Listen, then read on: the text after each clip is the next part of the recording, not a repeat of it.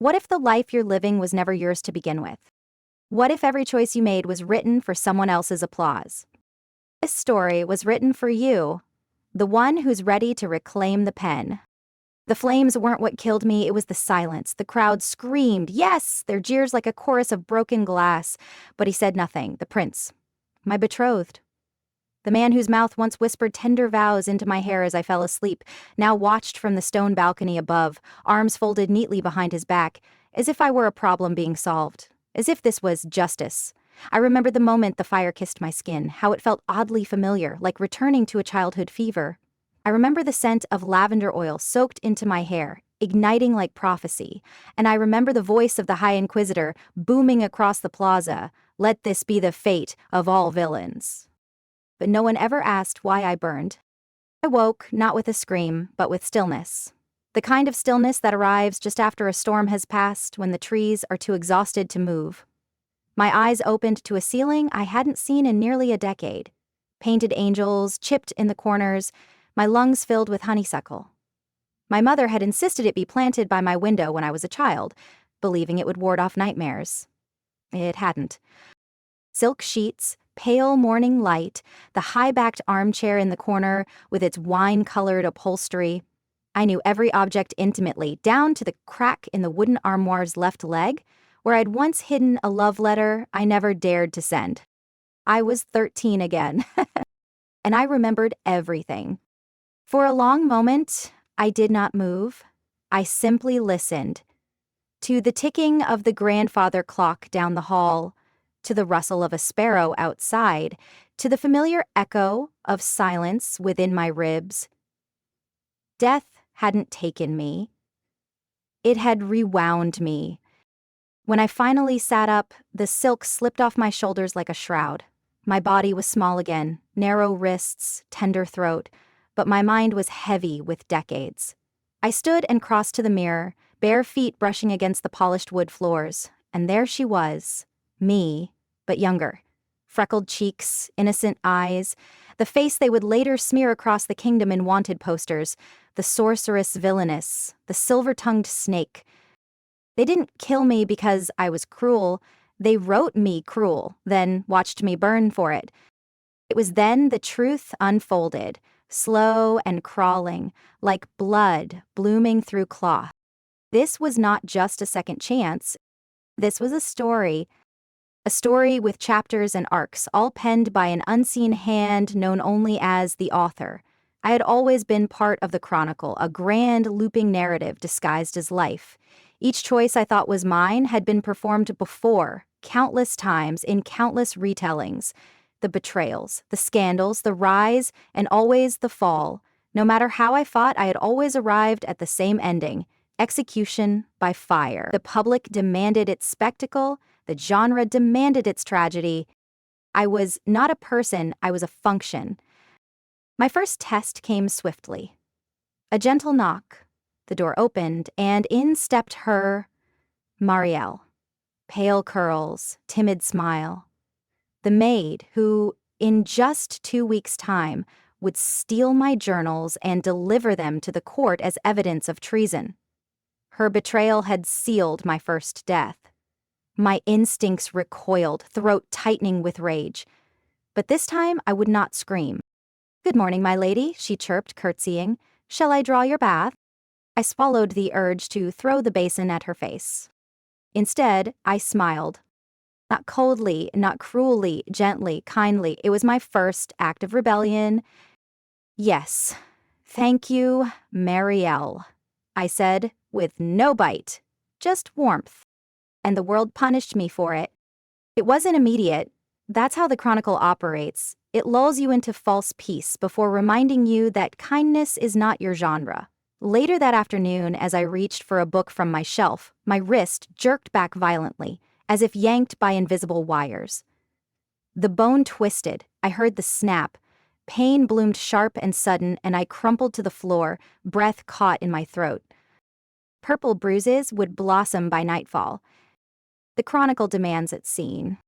It wasn't just controlling what I did, it was correcting deviations, enforcing canon. That night, I lay beneath the silk again, staring at the ceiling angels, wondering how many times I had been reborn, how many times I had tried to change the story. Maybe this wasn't the first loop. Maybe I'd smiled before, loved before, failed before. But this time, I wouldn't rewrite the ending. I would find the one who held the pen.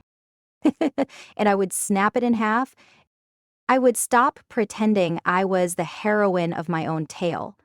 I would no longer plead with fate for mercy, no longer tiptoe through preordained paths hoping for some mercy I knew would never come. I was not here to earn redemption. I was here to slit the throat of the narrative. I stood again before the mirror. My reflection trembled, not from fear, but from a fury too old to name. This time, I whispered to the girl staring back at me, I won't beg the script to love me. I leaned in closer, voice sharp as glass. I'll strangle it with its own quill. The mirror did not respond. But for a breath, I swore the room went still. The honeysuckle stopped rustling. The wind held its breath. Even the sparrow at my window took flight. The chronicle was listening. Let it watch me rip its precious story apart. Let it see what happens when the villainess stops performing and starts plotting. Let it try to write my death again. This time, I'd bring the fire. And I wouldn't burn alone. The first rule of survival in the chronicle was silence. Not the meek, submissive silence of a girl taught to smile while bleeding, but a deliberate, watchful stillness. The kind that studies every glance, records every whisper, and lets the world believe it's winning. I played my part, flawlessly. I wore the corseted gowns that pinched my ribs into compliance. I curtsied to the tutors who would later sell my secrets for silver. I let the poisoned tea pass my lips, just enough to feel the heat in my throat, not enough to die. And I smiled through it all, because the script demanded a villainess who smiled like a blade. What they didn't see was the ledger I kept. Not on parchment, but etched behind my eyes. Every betrayal was recorded. Marielle's subtle glances toward the steward with the ink-stained cuffs. Lady Trizia's compliments sweetened with venom. Lord Halver's interest in my fencing tutor, though he'd later blame me for the affair. I tracked each sin, as if they were stepping stones across a river of blood. I would not drown this time, I would walk across. I became a student of my own execution. Each morning, I rose before the maids could knock, pretending to dream, pretending to breathe softly under the quilts while listening to the shuffle of feet in the hall. That was how I learned the guards rotated earlier on festival days. How I heard cook whisper instructions about a shipment of herbs that never made it to the kitchens. They were always laying traps. I had simply never known to look before. I spoke less, I nodded more, I memorized the script. But even the most suffocating narratives have seams. It happened when I dropped a hairpin, a small, stupid moment. I bent to retrieve it, against protocol as a noblewoman should never stoop, and found myself beneath the staircase in the east wing. No one saw, no gasps, no bruising, correction from the invisible quill. And that was when I knew the chronicle punished deviation when it was watched, when it could be seen. I tested my theory with more hairline fractures in the script, skipping a practiced insult during etiquette lessons, using my left hand instead of my right to open a door. Nothing dramatic, nothing public, but the world did not correct me. It didn't twist my limbs or summon another betrayal. It simply watched. Or perhaps missed it entirely. The chronicle had blind spots, and I intended to carve them wide open. It was Marielle, of course, who became the first offering. Not out of vengeance, though I'd be lying if I said her fate didn't taste sweet. It was strategy. She was the first domino. In every loop, she betrayed me early, faithfully, predictably. If I could remove her from the sequence without the narrative noticing, then I could begin changing other pieces. Quietly, precisely. The opportunity came 2 nights later. She'd stolen away to meet the steward again. Lover, co-conspirator, future witness. She thought I was asleep, and the guards assumed I was still a child. But I was neither innocent nor dreaming. I followed her, barefoot, in my nightgown, the candle in my hand trembling. Only once, when the memory of fire whispered beneath my skin. The corridor I led her to had no windows, no paintings, no eyes. "Marielle," I said softly. She turned, startled, guilt blooming across her face like rot. "My lady," her voice trembled. "You dropped your ribbon," I said, holding up a red silk scrap I had taken from her quarters earlier that day. "A decoy. A threat." She stepped closer. I stepped back, drawing her deeper into the shadows. She didn't scream. I don't know if she was too confused or simply didn't have time. My hand found her mouth. The knife, small, stolen from Cook's vegetable drawer, found her throat. It wasn't clean.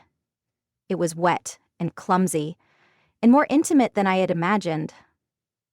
Her blood soaked the sleeve of my nightdress, and her body went limp against mine with a sigh that sounded almost relieved. I held her there, in the dark, heart racing, in tandem with hers until hers stopped. I waited for pain, for punishment, for my bones to break, or the torches to ignite, or the world to scream villainess. But nothing happened. The Chronicle didn't even blink. I left her there, tucked behind the tapestry near the servants' exit. By morning, her body would be found and blamed on footpads or thieves. That part of the script had always been vague.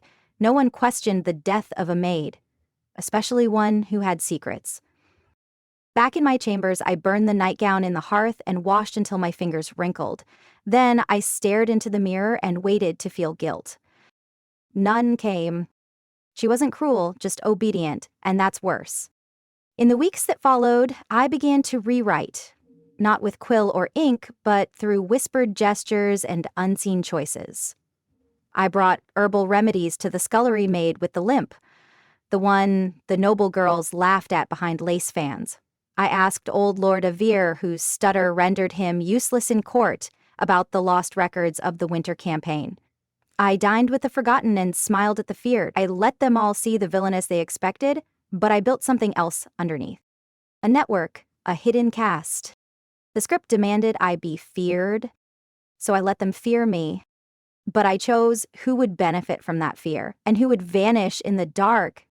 I watched the nobles shift, the courtiers pause. They didn't yet know what had changed, only that I seemed sharper than they remembered. More composed. More dangerous. Like a blade that now knew it was a weapon. I became the villain they expected, but not the one they could predict. And somewhere, deep within the layers of this cursed world, I felt something stir. Perhaps the author had noticed. Or perhaps it was afraid to look too closely. Either way, I had broken skin. I would carve deeper. But I wasn't the only one studying. That night, as I returned to my chamber, I found something resting on my pillow. A page torn from a book that no longer existed in this loop. A single line, written in blood-red ink. "You've deviated, Soraya. Let's see how far you fall." I stared at the page, heart pounding, the candle flickering wildly beside me. So it begins. I found him half dead in the snow. Not a poetic death, no crimson fanfare, no last words gasped through bloodied lips. Just a body curled at the base of the withered watchtower, breath shallow, fingers frostbitten black. A man forgotten by the scene. Hale Thorne, the assassin I was once fated to kill in Act 4. He wasn't supposed to appear yet in the original timeline. He surfaced only after the Crown Prince's wedding, cloaked in vengeance and lies, hired by the very ones who toasted my downfall. We dueled atop the garden wall, my blade at his throat, his poison dagger nicking my side. I remember the look in his eyes before he fell, a flicker of recognition, regret, not fear, and then he was gone. Except now, here he was, early, unscripted. Another fracture in the Chronicle. I crouched beside him, heart steady, blade tucked beneath my cloak. He didn't stir, not even when I pressed 2 fingers to his throat. Still alive. Barely. "Why are you here?" I murmured, not expecting an answer. but his eyes opened. Gray. Not silver like a prince's or gold like a prophet's, just gray. Clouded like ash, like the sky before a storm. His voice rasped like broken glass dragged across stone. You changed something? I froze. He blinked slowly, eyes fluttering closed again, but it was enough. I had deviated from the chronicle, and someone else remembered. I dragged him inside the tower, wrapping him in what cloth I could tear from my cloak. I lit a fire with pages torn from a weathered prayer book. Saints and sinners crackled alike beneath the flame. He didn't thank me. I didn't offer comfort. When he woke again, days later, he said my name like a curse. Or a prayer. You were supposed to kill me. Not yet, I said, and maybe not this time. He stared at me then, truly stared, like someone recognizing a ghost in their own reflection. I remember dying, he said, more than once. His voice wasn't dramatic, just tired. Like the world had passed through him too many times, like he'd been a sword dulled by misuse. Different places, different names, but it's always the same. I betray someone, I die. Then I start over. I didn't speak. I let him unravel. There was a loop where I was a palace guard, another where I was a runaway noble. I've been hung, stabbed, drowned. I thought I was cursed. He looked at me then, really looked, through me, into me. But you remember too, don't you? The fire cracked, sending up sparks like dying stars. I thought of my own deaths. Burning, bleeding, begging, and felt something cold settle behind my ribs. I do, I said, and it wasn't a curse, it was a story. He laughed then, short, bitter, ugly. But we're not people, we're cattle. No, I said, voice low. We're knives. They just keep throwing us at each other. He leaned back against the wall, rubbing his wrists absently, as if remembering chains. You think killing the author will fix this? No, I whispered, but it'll make them bleed. And I want someone to bleed. His silence was long, but not empty. It curled between us like smoke, like the moment before a sword is drawn. Then let's be monsters together, he said. It wasn't a promise, it was a pact. We started small. I whispered names into his ear, those meant to die unnoticed, as filler tragedy for nobler arcs. A kitchen girl who had slit her wrists after being dismissed for dropping a plate. A knight framed for treason after refusing the Duke's son. They were ghosts already written, their ends sealed by the script's hunger. Kale saved them. Not with grand gestures or heroic declarations, just small, sharp interferences. He forged a letter here, planted a rumor there. Sometimes all it took was a glance at the right moment, a hand on a shoulder, a warning offered with enough venom to sting. He was efficient, cold, precise. I watched him the way one watches a reflection in water, uncertain whether it's truly yours or something mimicking your shape. There was blood on his hands, yes, but also grief, worn into his posture, his silences, his restraint. He never asked for gratitude, he didn't flinch at cruelty, he understood what I had long suspected. We were not meant to be redeemed, we were meant to be remembered. One night, as we shared a stolen flask of rice wine behind the stables, he looked at me and said, in one loop, I think we were lovers. My pulse stilled. Did I kill you there too? He smiled, faint and sad. No, I killed myself, before they could use me against you. I didn't answer. There was nothing to say. The Chronicle loved symmetry. Perhaps that was why we'd found each other early this time. Two knives that remembered what it meant to be used. Still, trust came slow. Cold, like water freezing over a wound. I didn't tell him everything. Not yet. I didn't tell him about the map I'd found hidden in the first archivist's chamber. A map inked in invisible script, with threads leading nowhere, until you looked at it through flame. I didn't tell him about the ink-blooded quill sealed behind the chapel's altar, a relic said to belong to the first chronicler. And I didn't tell him what I saw in the mirror that morning after our alliance formed. My reflection, watching me. Not mimicking, watching. The Chronicle is aware. That was the new rule. We weren't just breaking the script anymore. We were being watched breaking it. And in the shadows of that knowledge, as Kale and I plotted which page to tear next, I began to feel it. Something is shifting. Something writing back. Because the next morning, in the hall outside my chamber, pinned to the door with a dagger that hadn't yet been forged in this timeline, was a note in the author's hand. If you refuse your role, Syria will cast someone else in it. And beneath the words, drawn in blood, a sketch of Kale's face. The garden was rehearsed. Every bloom pruned for maximum symbolism. Red camellias for passion, white lilacs for innocence, a fountain whispering over marble as if even water dared not interrupt the scene. The air was thick with rose oil and tension. I'd walked this path 100 times before, sometimes in dreams, sometimes in nightmares, but always toward the same crescendo. The slap. It was a signature scene, a crescendo of villainy. I, Soraya Vale, scorned fiancé of the prince, find the doe-eyed Irene trembling in my garden. I accuse her of seduction. She pleads innocence. I raise my hand. She flinches. The audience gasps. The world nods. A flawless execution of cruelty. I always hated how well it played. But this time, something was off. She wasn't standing tall, with tearless eyes and righteous trembling. She wasn't rehearsing her lines. She was crumpled on a stone bench, face buried in her hands, shoulders shaking like a girl abandoned at her own birthday. I watched her for a long time before she noticed me. Her sobs weren't dainty. They weren't composed. They were ugly, raw, the kind that come from somewhere primal, somewhere unwritten. "I don't want him," she whispered, voice hoarse.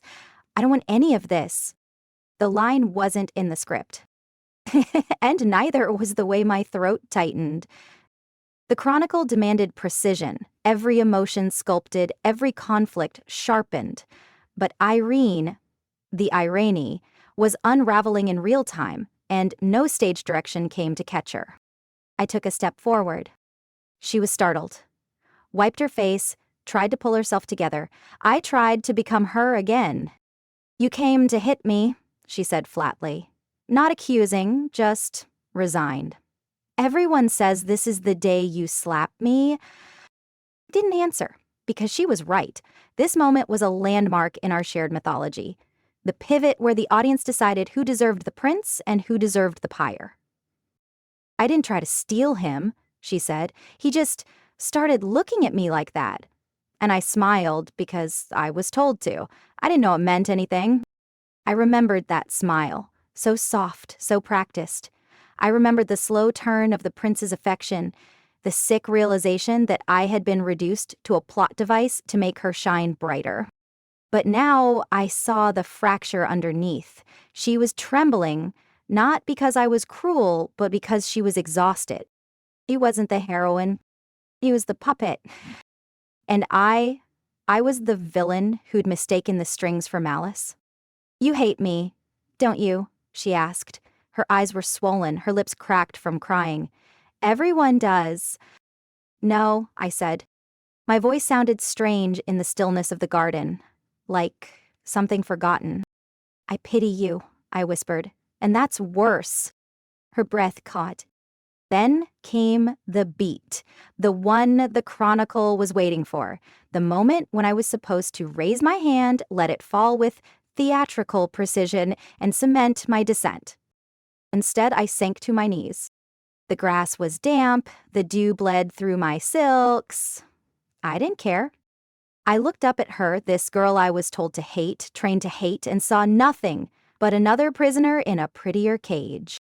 "You shouldn't have to become someone else to be loved," I said, "and I shouldn't have had to die to realize that." Her lips parted. The Chronicle faltered. I felt it. The pause. The mechanical breath held between scenes. The curtain caught halfway open. The garden fell too still, like time itself was bracing for a blow that never came. Irene stood, her eyes wide. She looked like she wanted to say something. Apologize, perhaps? Or confess? or beg, but the words didn't come. They never did. She just turned and ran, white skirts flashing between hedgerows like the ghost of a better girl. I remained kneeling. The silence stretched. No birds chirped, no wind stirred. The fountain behind me hiccuped, water sputtering once, twice, then flowing again, like a system rebooting. The chronicle didn't punish me. It just paused. Like it couldn't comprehend deviation without drama, like it was watching me wait.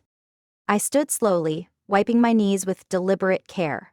My hands trembled, not with fear, but with something fiercer, something colder.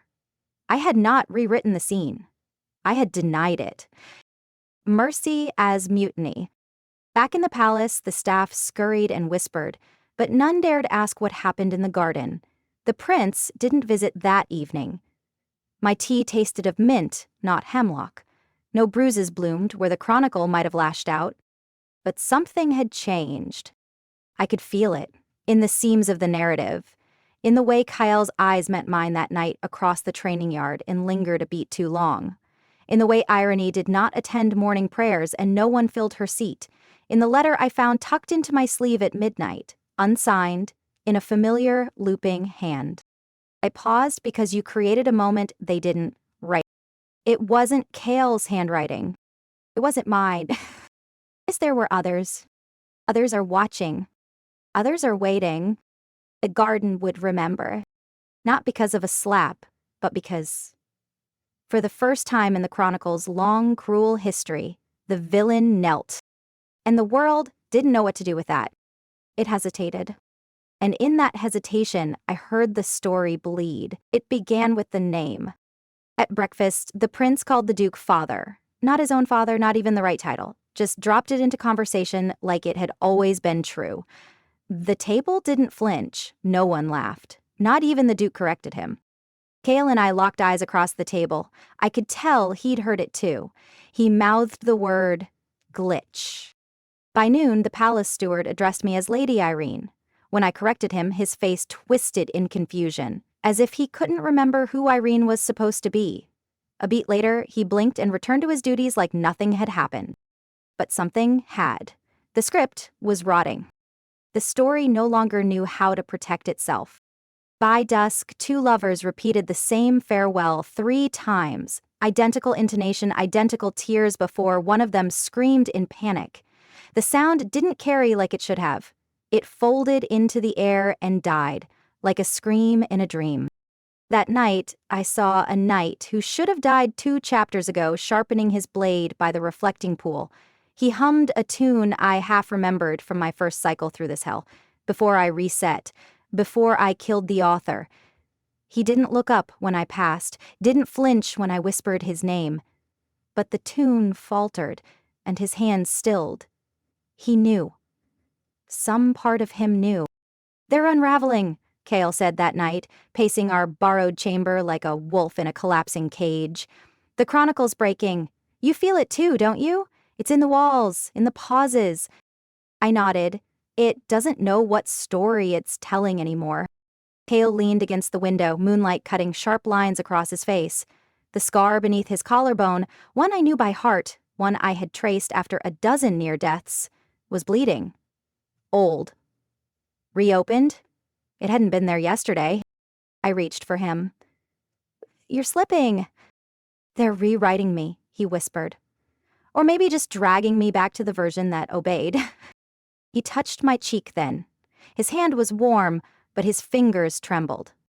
I remembered a version of Kale who laughed too easily, who killed too cleanly, who didn't ask why. I buried that version once. I didn't want him back. "You won't vanish," I said. "Not if I remember you." But even as I said it, I felt the rot in the foundation, like trying to hold back a flood with candlelight.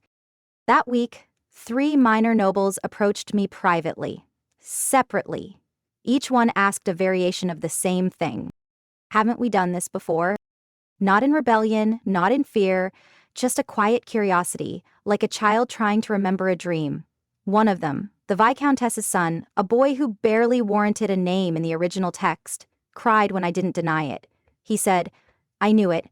I knew I had loved someone else." He didn't remember who.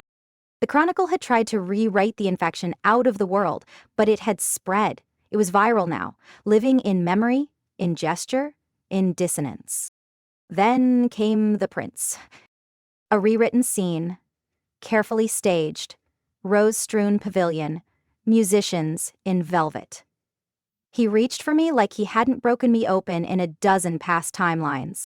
"Zaria," he said, smiling like sin wrapped in gold, "would you grant me the honor of a second chance?" The courtiers watched. The stars dimmed. The Chronicle waited. So I kissed him. Slow, deliberate, like I meant it. I felt the room breathe again. Relief, applause held in throats. The Chronicle sighed like a storm diverted. It thought it had won. Then I leaned in. Whispered against his lips, "I remember you watching me burn." He froze.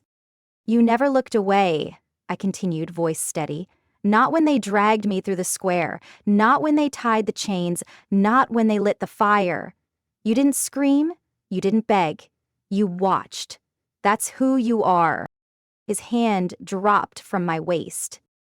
The music stuttered, a note bent wrong. I stepped back, turned, walked away. Behind me, the entire scene collapsed like a stage curtain cut loose. The illusion could not hold. Cale found me by the East Tower stairwell, blood on his sleeves and his eyes darker than night. "The more we win," he said hoarsely, "the more the story fights, like pulling teeth from a god." I sat beside him. My hands were shaking now, too, but not from fear, from memory.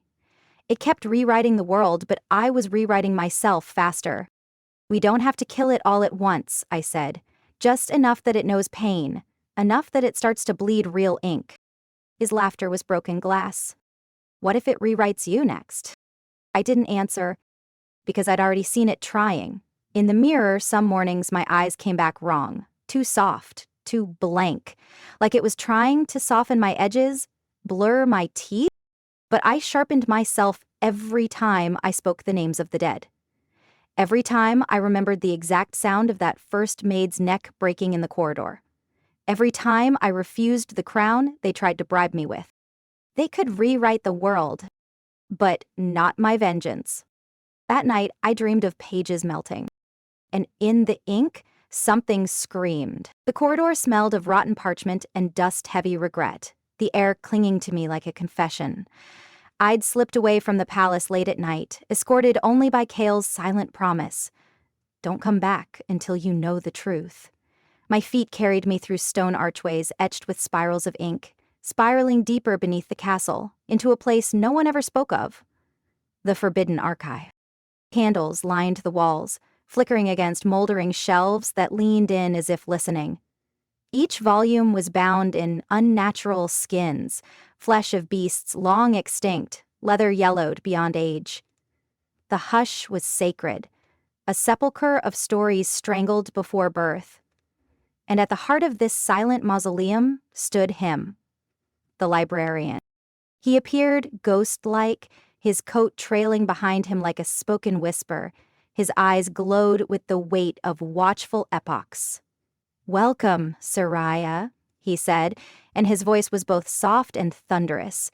It rattled something through my bones like an unspoken equation of cosmic collapse. I swallowed. "I'm here for truth," I said. "I want to know who or what controls this world." He inclined his head gently. "Truth has its price." When he spoke, the candles bent toward him. "Are you willing to pay?" I nodded. We walked together through corridor after corridor until we stood before an iron door sealed with wax. He touched it, and ancient hinges sighed awake. Inside, the room flickered with green candlelight. It was a map of memories, floating, tattered scripts, whispers swirling between tomes, voices instead of words. He gestured, "Release them." I closed my eyes and offered him a memory.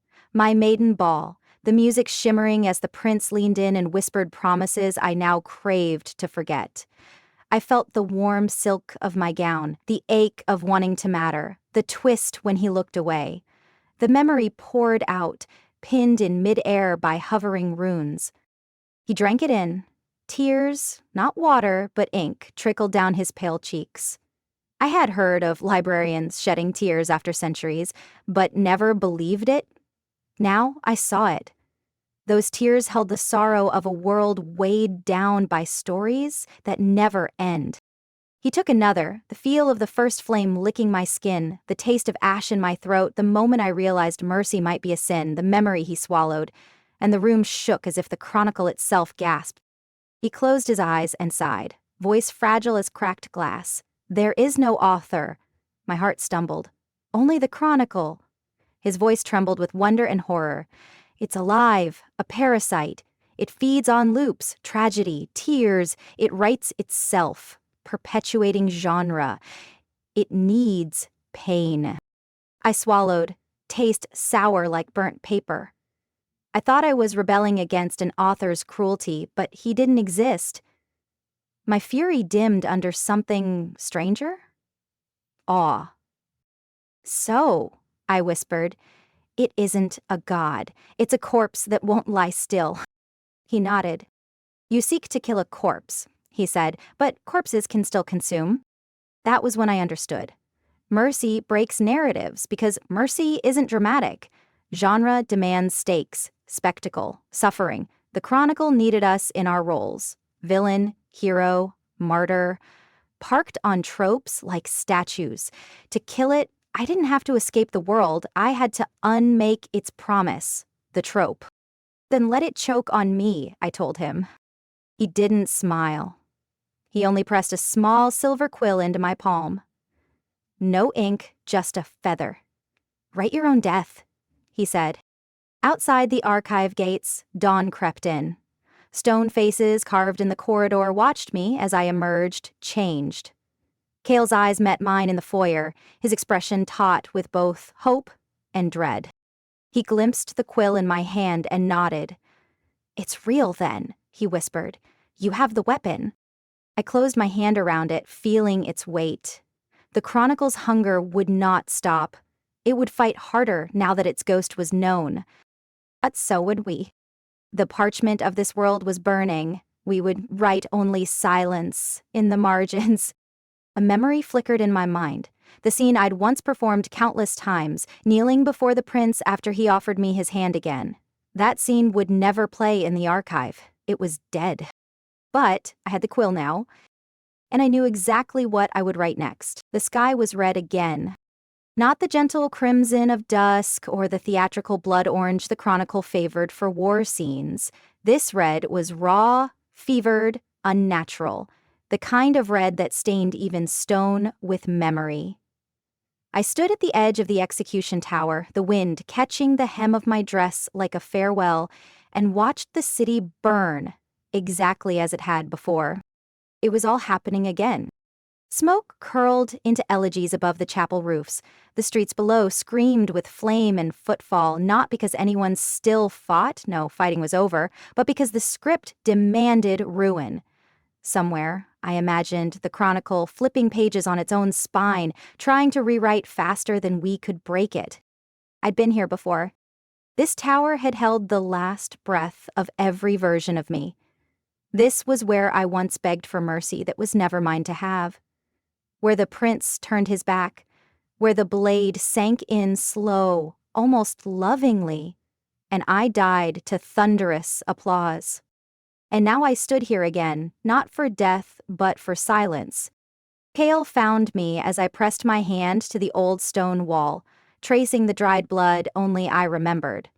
His face was drawn and wild, torn between anger and disbelief. "You came back here?" he said, voice cracking. "After everything? Why?" I turned to him slowly, because this is where it ends. "No," he said, stepping closer. "No, we made a plan. We were going to erase it together, rewrite the core, destroy the tropes from the inside." I met his eyes, tired but resolute. The chronicle doesn't understand stories without sacrifice. We gave it fire, rebellion, grief. It fed on all of it. It twisted our resistance into another arc. He shook his head. "Don't do this." I have to, I said, quieter now, but let them think I died again. Let it believe it won. He reached for my wrist, desperate. Don't leave me. I almost broke, then almosts, but I had learned the cost of almosts. I'm not, I said. I'm killing what left us both long ago. There were no trumpets, no thundering skies, no final villainous speech to read, just the wind, the stone, the red, and a silence I had carved out for myself. I thought of all the Sorayas that came before. The wicked enchantress with the cursed veil, the jealous sister, the cold duchess who killed the heroine's dog. I remembered how many times I was rewritten only to die the same way, a new mask painted over old wounds. I remembered how the tower always looked more majestic than my body broken beneath it. Old Chronicle always framed me beautifully when it killed me. But this time, there would be no framing, no dramatic swell, no music. Only a choice. I stepped onto the ledge. Kale made a sound. Ragged. Helpless. Soraya. I didn't look back. I love you, he said. The Chronicle would have leapt at that line, would have spun a whole second act around it, but I didn't answer, because answering would complete the loop, because returning his love would make this a sacrifice, and I wasn't here to play the martyr. I was here to vanish, so I fell. No cry, no slow-mo mission, no orchestral score. The wind was cold against my skin. The city spiraled below, flame reflected in shards of glass and splintered memory. I closed my eyes and thought of nothing. No revenge, no pain, not even hope. Just quiet. And that's when I felt it. A fraying. You're tearing. The fabric of the world didn't scream. It sighed. The Chronicle didn't fight back. It paused. Like a child watching a scene it didn't write.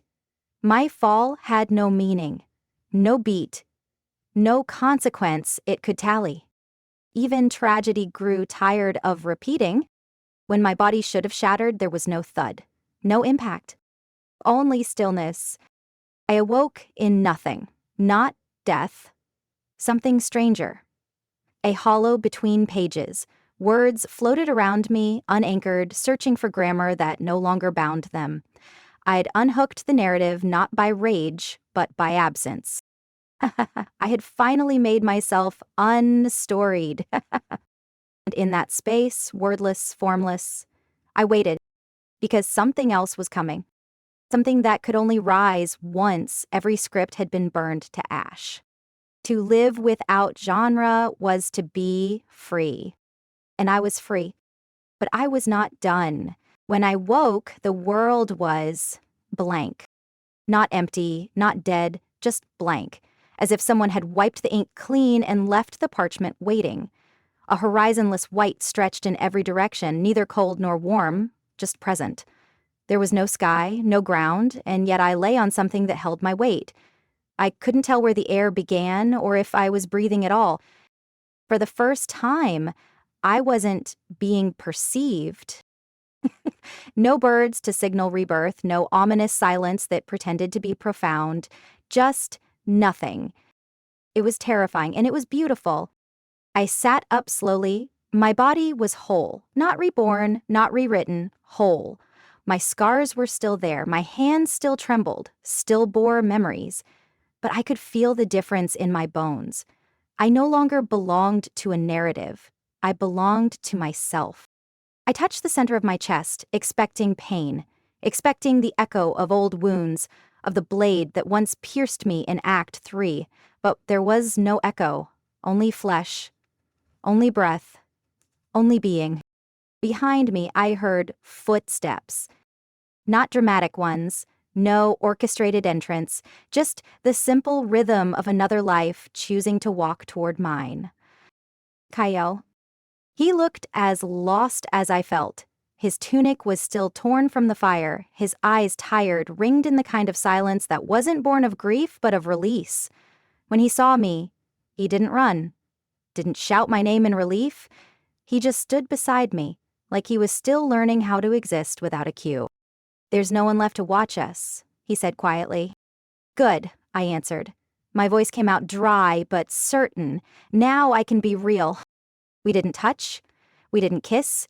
We didn't confess anything that wasn't already known. It felt like breathing after being underwater too long, lungs relearning how not to drown. The chronicle was gone. I could feel it. The absence of structure, the stillness of a world without sequence. No time moved forward, and yet we did. And I stood. We began walking. There was nowhere to go, but we walked anyway, just to see what it felt like to move with no destination, no plot point to chase. Every step was a small rebellion. Every breath, unscripted. I remembered what the librarian had told me in that ink-drenched archive. You seek to kill a corpse, but corpses can still be consumed. He was right. The Chronicle hadn't needed an author.